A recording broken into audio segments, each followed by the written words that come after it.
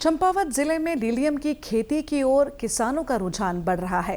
राजघरानों में शान से सजने वाला फूल लीलियम अब जिले के युवाओं के लिए स्वरोजगार और आत्मनिर्भरता की नई राह भी बन रहा है।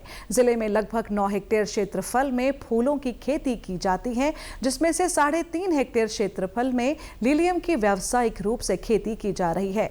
इससे जुड़े किसानों को अच्छी खासी आमदनी हो रही है। मुख्य विकास अधिकारी डॉक्टर GS खाती ने बताया कि जिले में फूलों की खेती में अपार संभावनाओं को देखते हुए उद्यान विभाग के माध्यम से किसानों को 80% सब्सिडी दिलाकर पॉली हाउस का निर्माण कराया जा रहा है।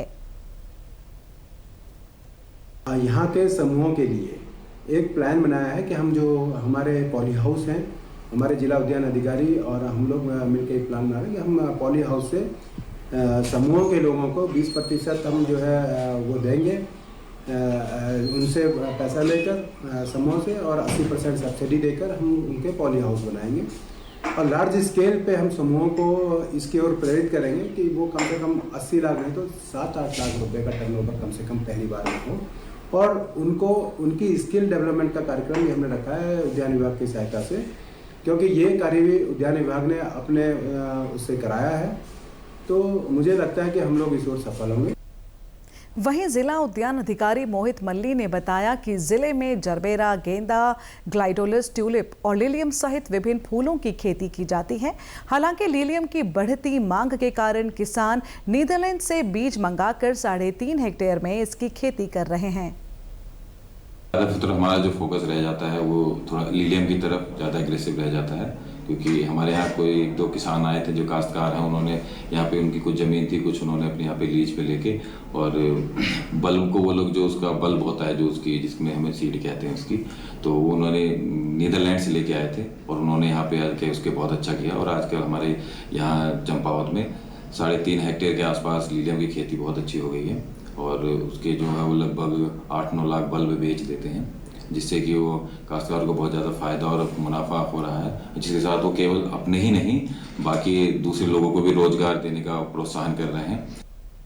लोहाघाट विकासखंड के रायकोट महर में युवा किसानों का एक समूह लीलियम की खेती के लिए एक मिसाल बन गया है। यहाँ व्यावसायिक स्तर पर लीलियम फूल की खेती की जा रही है, जिसकी देश के बड़े शहरों में मांग है। इस फार्म में लगभग 15,000 लीलियम बंचेस का वार्षिक उत्पादन किया जा रहा है, जिससे लाखों रुपए की आय अर्जित की जा रही है। समूह के किसान चंद्रशेखर सिंह बताते हैं, वो अपने समूह के माध्यम से बीते 4 सालों से लीलियम की खेती कर रहे हैं।